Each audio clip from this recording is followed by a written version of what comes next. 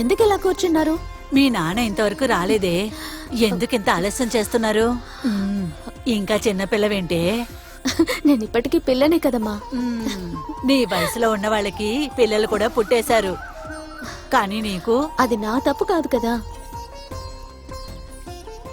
ఇప్పుడు నీ విషయంలో ఆలస్యం చేయకూడదని నాన్నగారు అనుకుంటున్నారు. అవును, మిమ్మల్ని వదిలి నేను ఎక్కడికి వెళ్ళను. పెళ్లికి ముందు అందరు అమ్మాయిలు ఇలాగే చెప్తూ ఉంటారు, ఆ తర్వాత ఇటువైపు అసలు తిరిగి కూడా చూడరు. ఆ?